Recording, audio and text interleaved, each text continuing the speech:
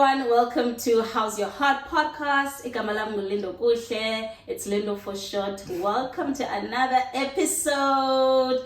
Boo, boo, boo, boo, boo. Let's go. I've got Matlou from Men's Corner. How's it? How you doing? I am good. How are you? I'm doing okay, thank you.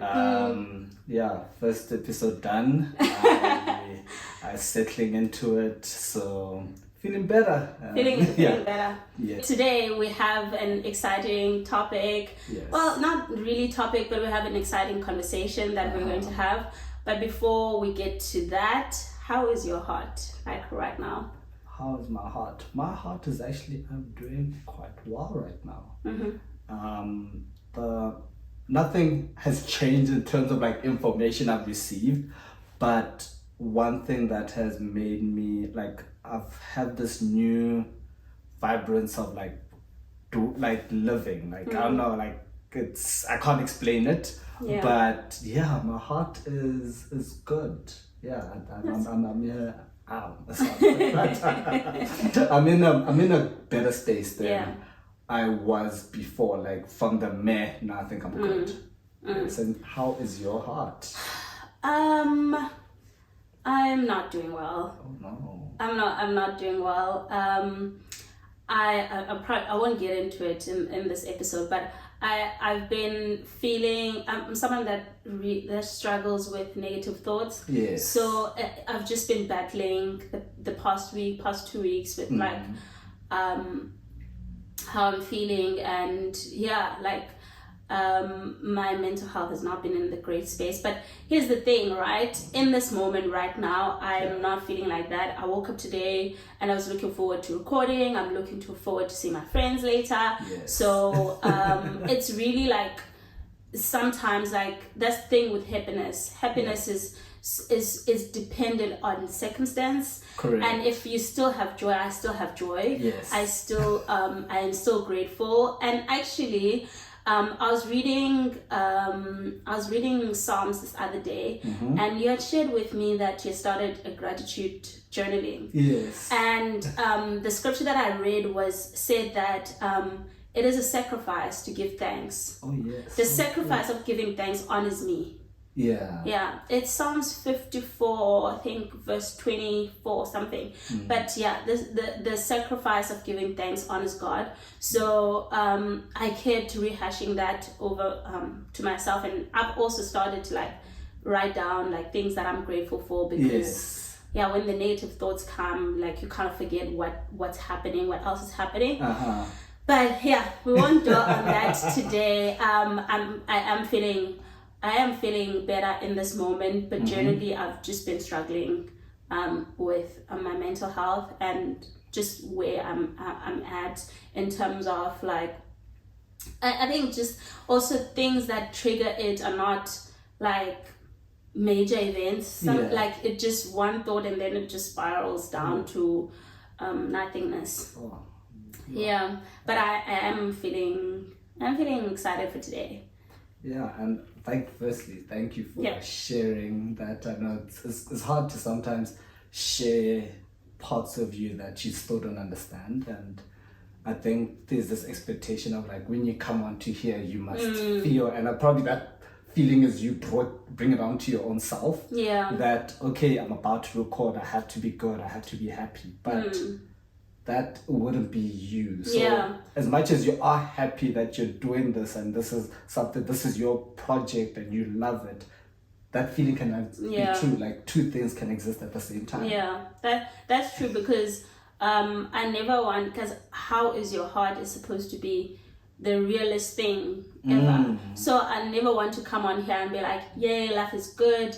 Like I've been struggling. The past 2 days have been good. I've been able to just show up, but it's not been great.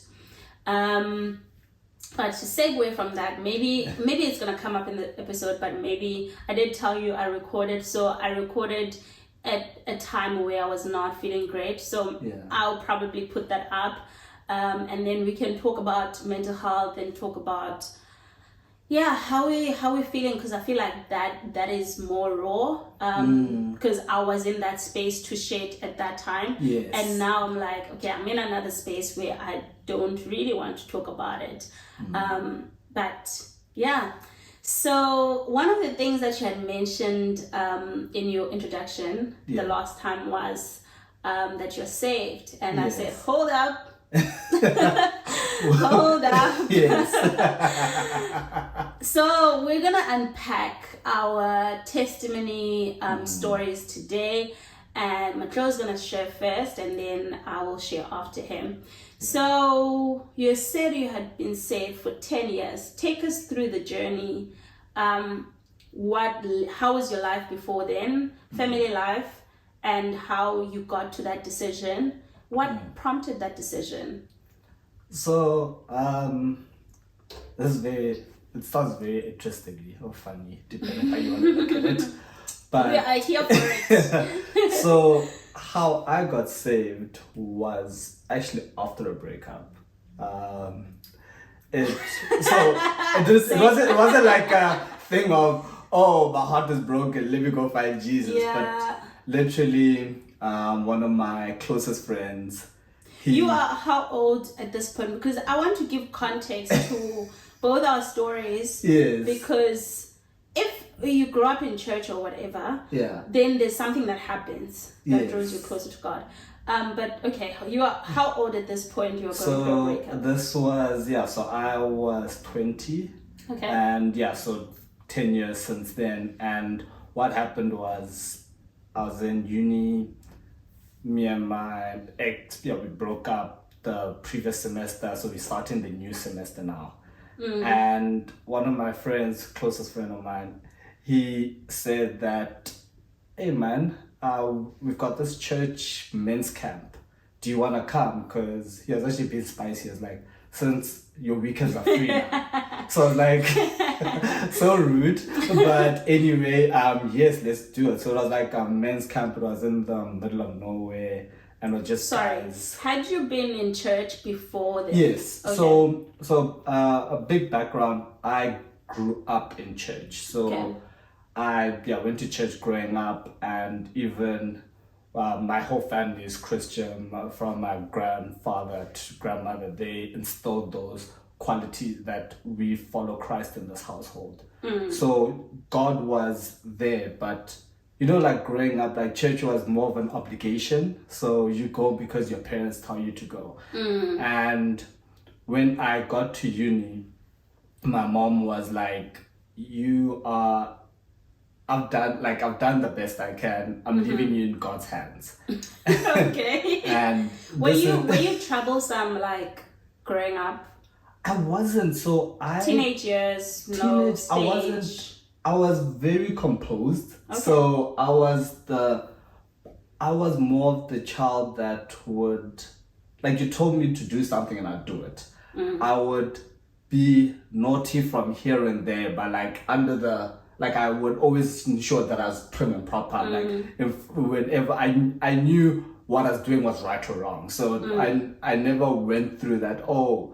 But I always had that conflict between whenever I do something wrong, like, this doesn't feel as like, something will be like, I might enjoy it, but it doesn't feel right. Like, I don't know if you ever like something like, like, I guess it's like you're listening to the flesh, but your soul is telling you, why are you doing this?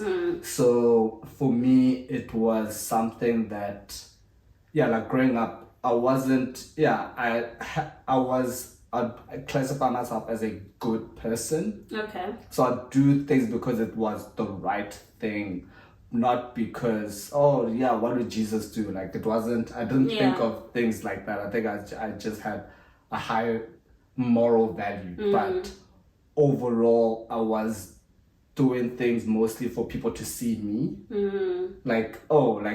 And my self-image was up within others. So if I would do things to show that my mom thinks I'm a good person, or my friends think I'm a good person, or the teacher thinks I'm a good person.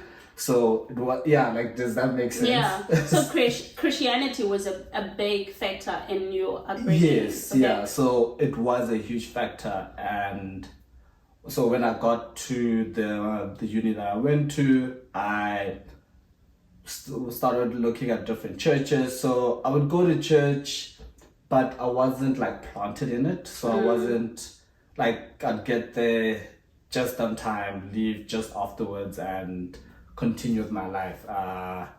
And because it just seemed like the right thing to do, like from because you have a life. yeah, because I've got like university and you have a life. And also it was good to be like, oh, when the parents called you, like, yeah, how you doing? Like, good. How's church? Our church was good. So yeah. I was able to be like, okay, if they ever ask me, I'm doing good. So like, and I'm also going to church, so they don't need to worry about me. However, like, as I said, like, I was doing these things for my own self-image. So rather than, I wasn't like going to church because I'm like, oh God, I need you, you're my Lord and Savior and everything. So it wasn't from that point of view, that's more from a very selfish point of view, if that makes sense. Yeah. So that's background into me. And then when I went to, so as I said, broke up with my then girlfriend, and my friend was like, hey, we've got this men's camp, would you like to come? And I was like, cool, that sounds great. It was in the middle of nowhere, and I was like, as my weekends are now free, let me go to this camp. And when we were there, one of the guys, or one of the elders in the church was like, hey, have you been baptized? Have you been saved? And in my head, I'm like, no one has ever asked me this question. And I'm like, I was probably baptized as a child. You know, like when you grow up, like they probably, when you're a baby, they made you, baptized you. So I'm like, I probably did that, but that was the last time someone, I've thought about it. Because as I say, like for me, going to church was more of a step. I know like parts of the Bible, what the overall message of it, but it was never something that I lived by. So it was just, as I said, like it was just a tick box exercise. So when they asked me, have I been saved? I don't know, have I been baptized? I was like, no. And it's like, would you like to get baptized? And in the moment, I was like, sure, what's the worst thing that could happen? Cool, like, I didn't understand. It's like, so we went through, so the elder explained the process and what the significance of being baptized is. I love that. And so we sat down, I think, because it was literally, we were doing worship, and he just came up to me and he asked me this question. And after a response, was like, let's sit down. So everyone else was busy worshiping and everything, but we sat down, and he was telling me like, okay, this is the process and everything. However, what he wanted to do was that he said that sleep on this. Tomorrow morning, if you still feel you want to get baptized, we'll do it, because there was a pool we were at. And so read through the scriptures, everything, as the Holy Spirit, like, we had worship, we had like just full of powerful men, like they're just like, this seems like the best thing ever. And next Can I just say like how I'm intrigued by hearing that you were surrounded by men?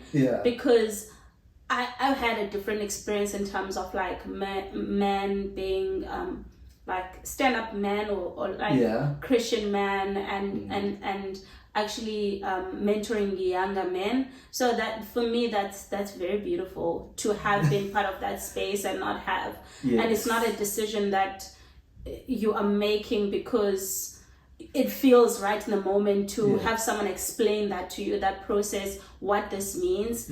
I think, I've never heard of that. I've never heard of that. So I've been very blessed with that. So next morning, get baptized, and cool. So I'm thinking, you know what, I'm gonna when I leave here, I've just got baptized. Sin doesn't know me. Like, come at me, I'm bulletproof. I'm like, I've got this, the armor of God. Like, I've got this. I get back now. The weekend is over. I get back to reality, and I felt the same as I felt before. So wow, high expectations of, okay, I just got baptized, like like I'm not going I'm to saved. fall. I'm saved, like I'm not gonna fall for sin And you anymore. guys need to change. You need to come with me to the next men's conference. Like I'm just like, guys, you need to come to I've heard. Yeah. And then I realized that I get back, and the things that I knew were wrong that I enjoyed, I still wanted to do them. And I was like, yeah. like where you feel like this, I got sold a dream. And honestly, like the first year after getting baptized, probably someone said this was your life before you got baptized, this is your life afterwards. They probably couldn't see a difference. Wow. And then the following year, my church, they said, hey, we're doing Bible school. So I'm like, yo, God, I got baptized, felt nothing. I'm still doing what I was doing before. So let me try this Bible school. And one of my friends, we did it together. So we were like, okay, we'll do it after class. It was like, I think at 6:30 on a Tuesday or Thursday. I forgot which date, but we had Bible school. And then we would have like sessions, and our pastor was leading them, and then some of the elders would lead certain topics. And through that's when I felt the transformation. Because with Bible school, I was able to now see, firstly, to understand why certain things are right and why certain things are wrong. So understanding the worldviews, because we went through all the worldviews that people have, asking like, why do certain, like, why do we believe? Why is it that, and is it, if someone questions our faith, should we cower and not answer, or should, like, because it's so easy to be timid with these things, but even know the answer. like you why, just don't know. Yes, and like there's those questions of like, if God truly existed, why would he allow bad things to happen? And those things, they give you that, like, God, are you real? Like, why, like, why? Because you start thinking yourself, why would you allow this? And we went through that, understanding finances. Can I just say, like, how Christians, they're so scared to answer questions that people that don't believe don't understand. Yes. And it's only because they themselves don't have the answer, and they've never asked, or they've been afraid to ask.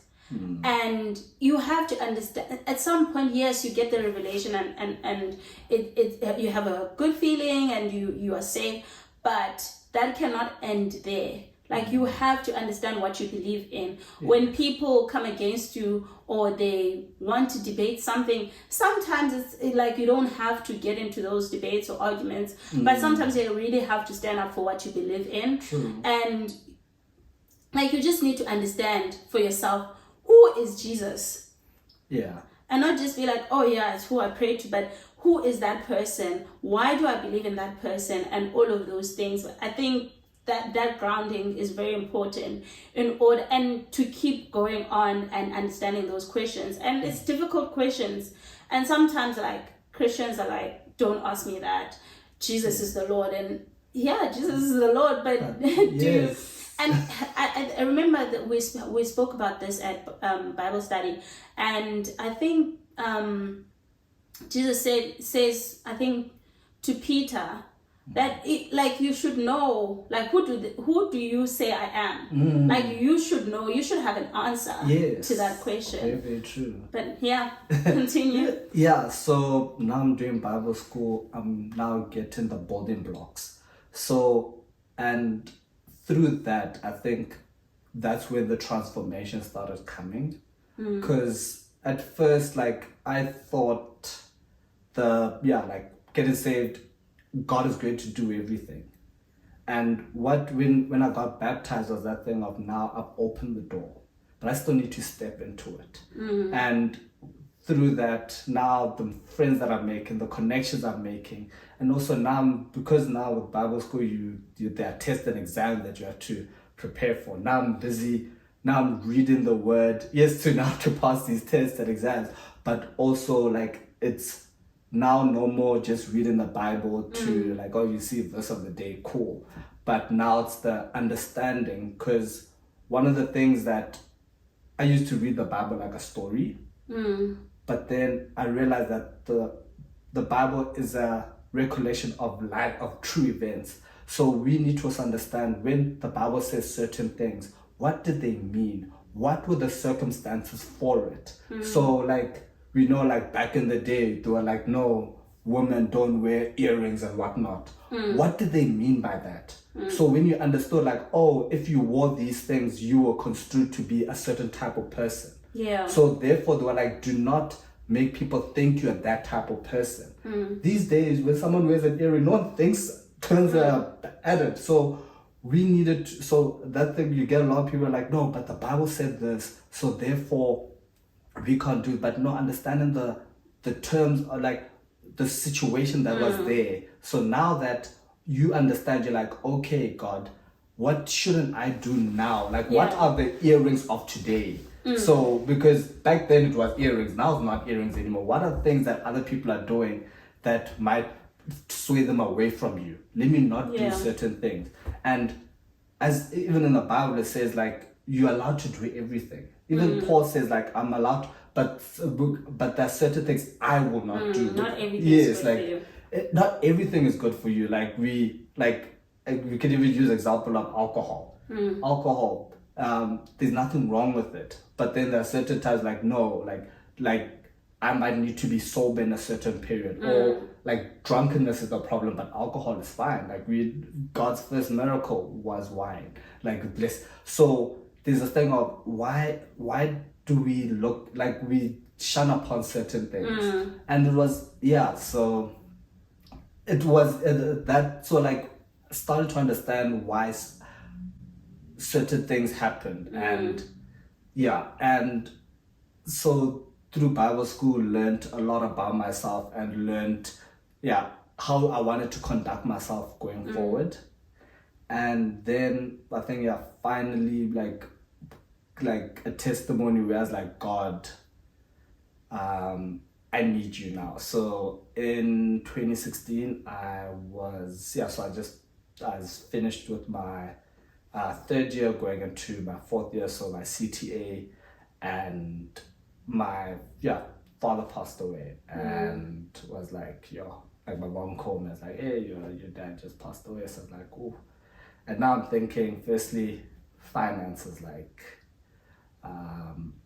how's my mom gonna be able to pay the fees? So my mom has been able to pay my fees for the last 3 years, but you can see things like Asia times are tough. So there was this thing of like, God, I don't know how the fees are gonna get paid this year. And generally my mom, miracle worker, she knows, she finds a plan all the time, but that's just something like I don't know how these fees are gonna be paid. That's not you. Hey, and so I was like, God, like I don't know what's going on. Like my dad just died this year, starting on a rocky note. The place I was moving into during the holidays, they got robbed. Wow. So like a lot of that stuff got stolen. Oh no. So literally, like the only thing that they didn't take was my bed. But everything else, sleeper couch, everything gone. And I was like, God, I just don't know. Like I don't understand. Like I know you love me, I know you exist, but I need a miracle from you now. And I went home, buried my father, came back, and I get email from one of the lecturers like, hey, we have this program called Tutuka, based on your marks. We want to ask you, are you keen on this? We just want to make sure like you pass the requirements. So I told them, they stated the requirements, I gave it to them, and they kept quiet for like a week, and I'm like, okay, like, but I just continue. I'm like, God, things will work out eventually. And a week later, it's like, no, congratulations, you're part of the Tutuka program. Wow. And I'm like, so I'm like, okay, great. What happens? They're like, no, so your school fees are gonna be paid for. I'm like, great, but I'm not in res anymore, so I'm like offside. Like, how's that gonna work? I'm like, no, what we're going to do is the school fee, the res fee that would have paid the university, we're going to split it up into 10 months, and then that'll be your allowance, so we'll pay Come that to you, on, and that's then so yeah, good. so that will help you budget for your accommodation off campus. And I was like, what? So I remember I told my mom, I was like, and so and you know, like when you go to uni, you have to pay like a deposit. Yeah. So at the uni I went to, they had to, I think it was like a 50% deposit. So I was like, but my mom has already paid a deposit. They're like, no problem.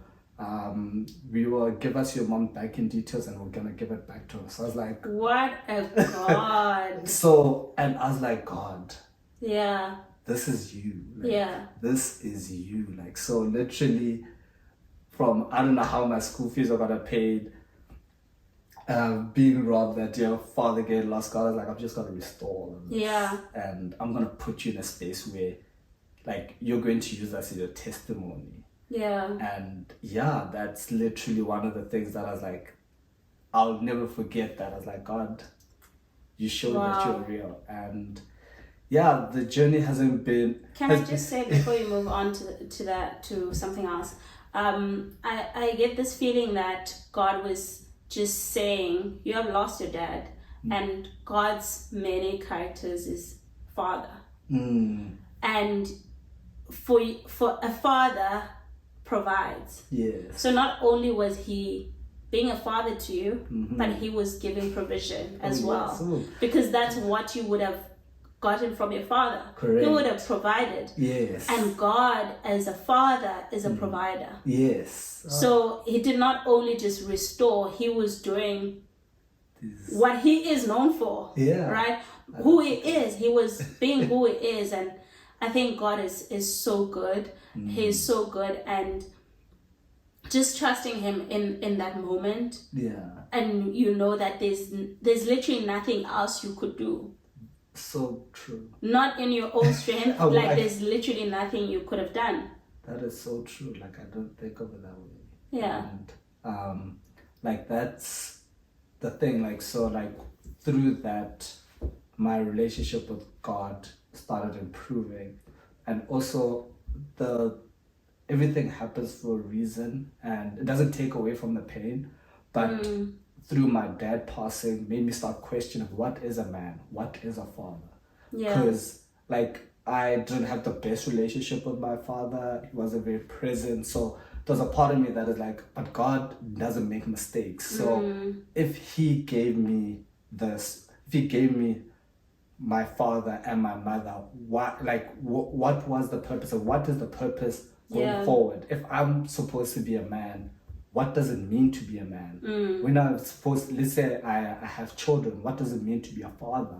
And those are things that I started asking myself, and it started taking me down, like, okay, hence why like now when you're doing this men's corner, because it's been a question that I've been asking my whole life, and been getting answers. And also, as you mentioned, being surrounded by other men, like godly men that we're proud to see, like people that nobody knows about them because they just doing the right thing, not for the cameras or anything like that. But those people God put around me, so I'm able to see, what does a godly husband look like? What does a godly man look like? How do they deal with their mistakes? How do they deal with the challenges that they go through? Because when we think of a man under Christ, how we always think of someone that's perfect, but nobody's perfect. But it's the thing of striving for it daily. The Bible says that a righteous man is a man that falleth 7 times.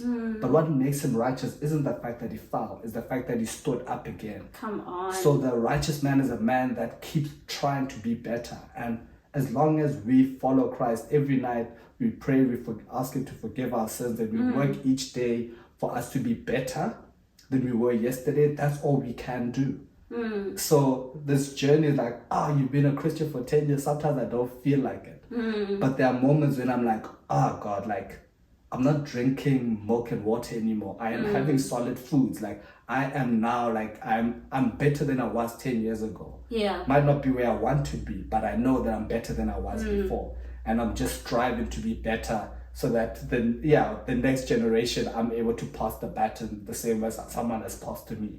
Yeah, But that's yeah, good. that's That's so good. What would you say in that moment when you got saved, even though you had not seen the difference for a year, yeah, being someone who was saying like you got saved and there wasn't really much difference between the two people before and yes, after, and then you go through this transition until you get to a point where you can see God's work, God is at work, and I think a lot of people that have testimony stories about being saved, it's like, I know the day, it was the 14th of February, and I know from that moment on, nothing was the same, right?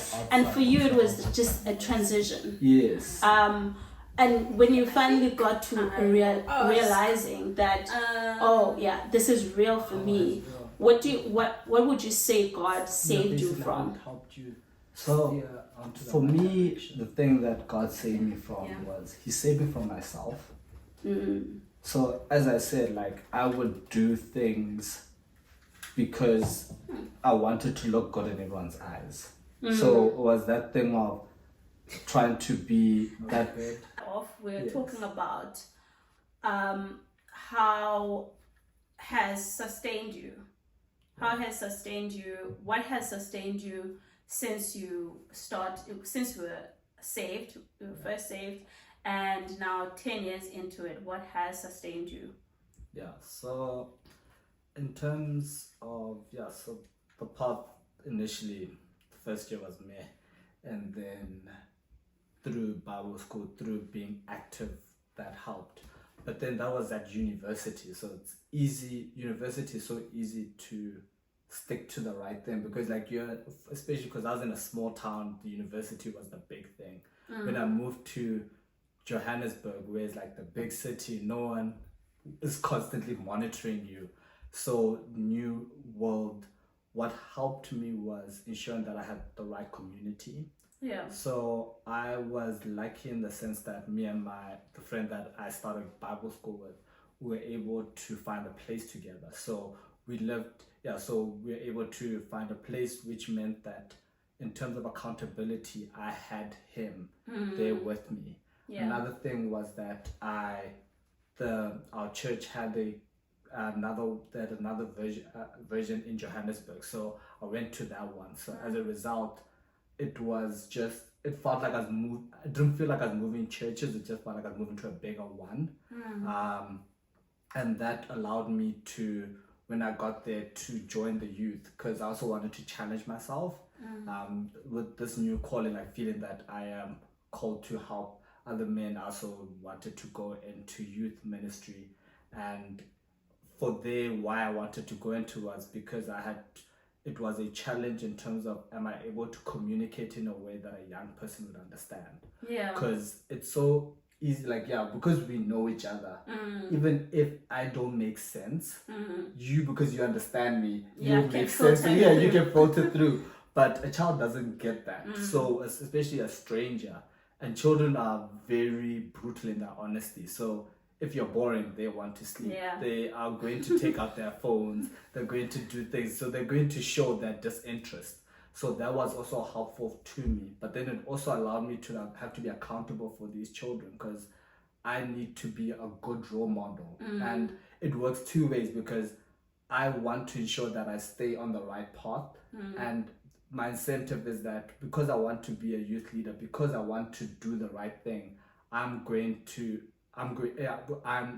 they are going to be the people that are going to keep me accountable. So, and then I had a small group. So a small group was filled with men that were older than me. They were, some of them were married, some had children, some didn't. So they were showing me the future, and that also helped me understand what it takes to be a man, because it's so easy to read in daughter must do this and this. But how is it, how do they how do it modeled? Yes, these people that we look up to, how are they doing day to day? And small group was a great place because we were honest with each other. One of the people there was also a pastor, and he was busy. I was like, hey, when I'm here, I'm not a pastor. I'm just another man. So we were very, so it was that thing of, it was a safe space for us to talk to each other, to share our troubles. Because when you are in that space and you're there with other men that are there to be able to challenge you, firstly, if you're doing something wrong, they're there to challenge you, but then they're also there to uplift you and keep you motivated, because we're not doing this thing alone. Yeah. So they were the ones that were helping me. Like, I remember even like when I was feeling down, like, or like if I'm feeling mad, like my girlfriend would be like, have you spoken to, when last were you at small group?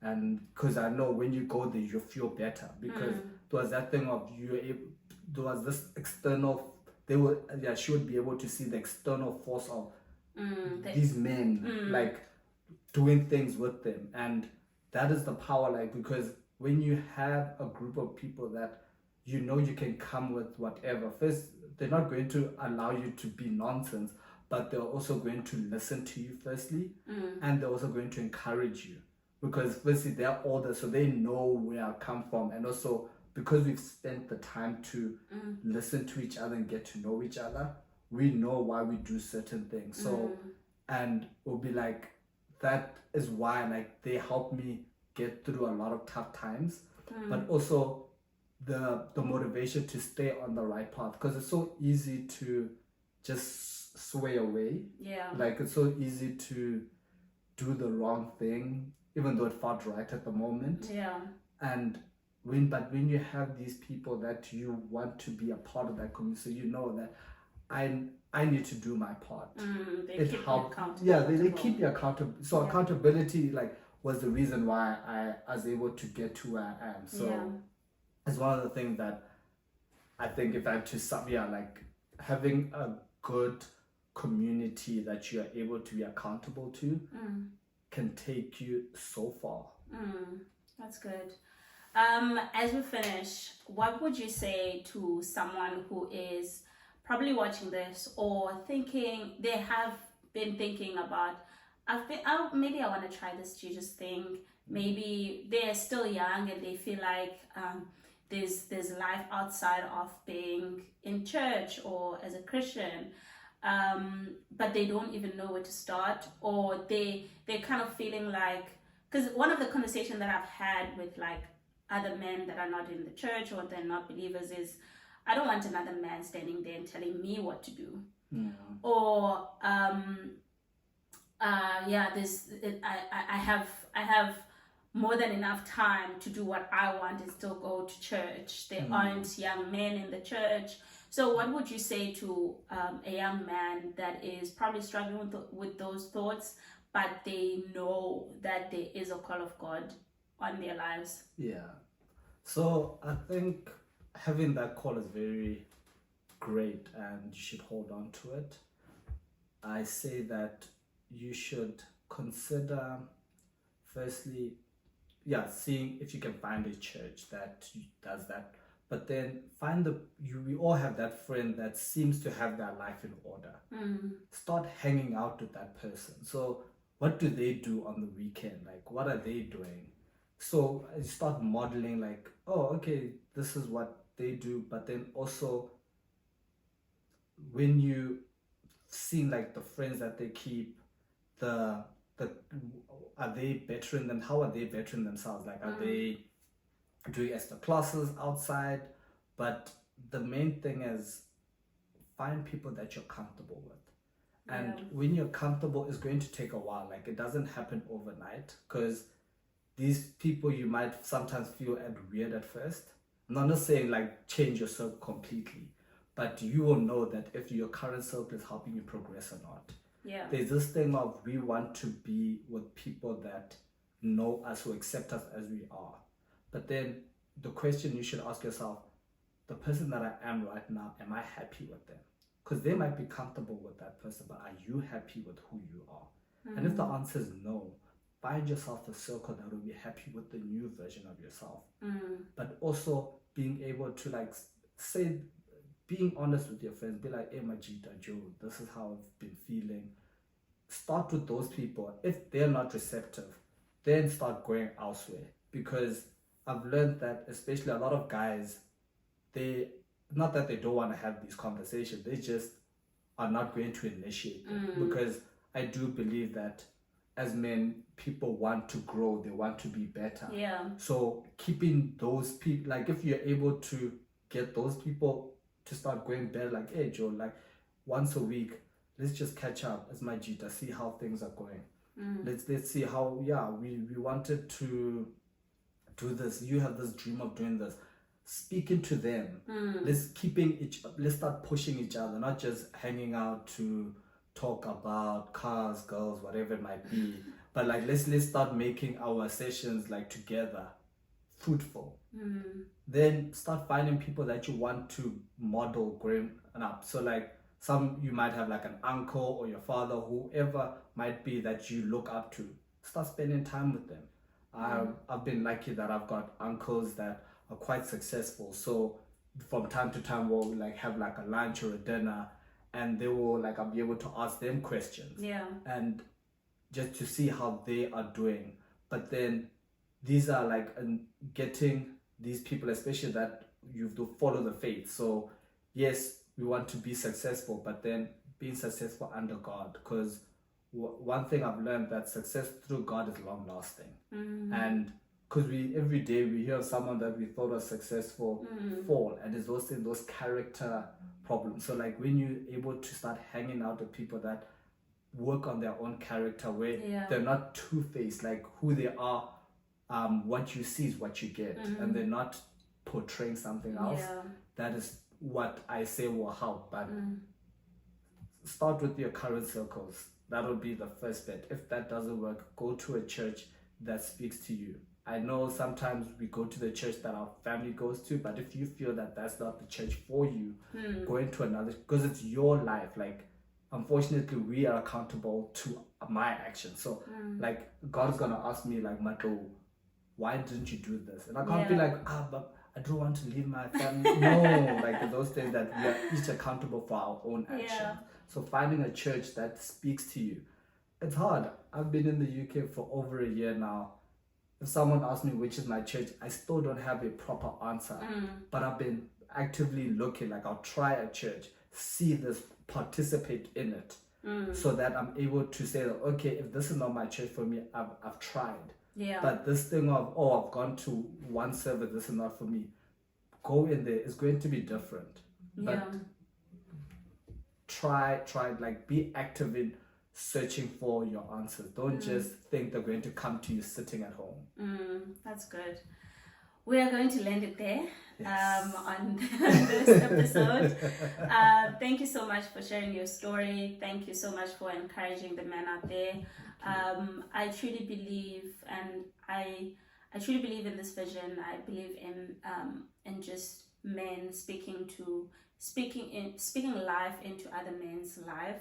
I think it's needed in our society. It's needed to have honest conversations and to have these conversations about faith and the role of faith in our lives, and to know that we're not perfect people, we're progressing people. I love that. That's a line from Pastor Mike Todd, and I think it just speaks to just our journey in the Christian faith.